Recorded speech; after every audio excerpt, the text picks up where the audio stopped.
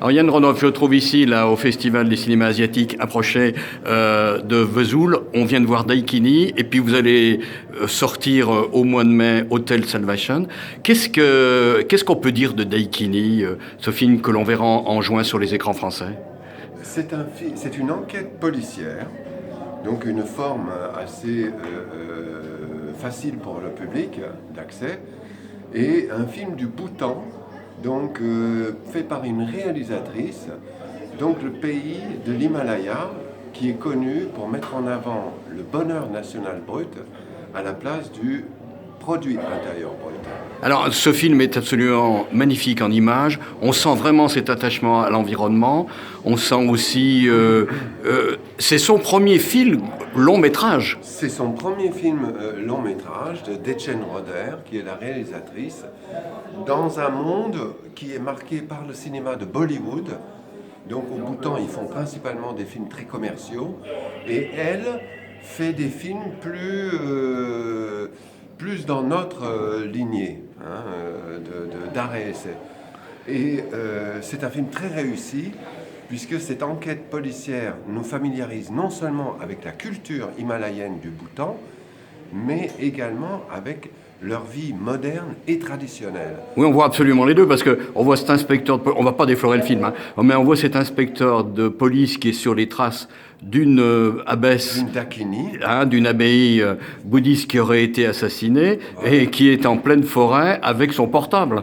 C'est ça, avec son portable. On voit des voitures, on voit toutes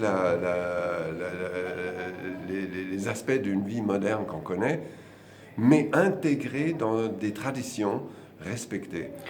Et il y a également toute l'atmosphère bouddhiste et de la nature, donc des forêts, on voit les paysages himalayens absolument magnifiques, et on entend aboyer des chiens, parce que comme en Inde, il y a beaucoup de chiens dans la nature au Bhoutan, et les animaux ont une sorte de liberté qu'ils ne connaissent plus chez nous.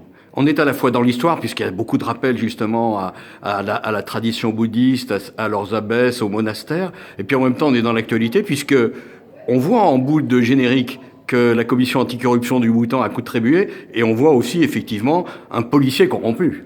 Absolument. La corruption ne s'arrête pas ni à une culture, ni à une frontière. Donc elle est partout. Comme chez nous, elle existe chez eux, mais il y a une volonté de la cloisonner, de la restreindre. Bon, il faut aller en juin à tout prix voir ce film, après avoir vu Hotel Salvation. Il sera distribué comment? Bien distribué? Oui, absolument. Pour Hotel Salvation, que nous allons distribuer à partir du 2 mai, et c'est un film qui a été au Festival de Venise. À Vesoul, il a gagné le prix de la critique au FICA, mais il était également dans d'autres festivals à partir du 2 mai. Et Daikini, qui était également ici à Vesoul au Festival de Berlin, dans la section Panorama, et à d'autres festivals, il sera distribué au mois de juin dans les salles de cinéma.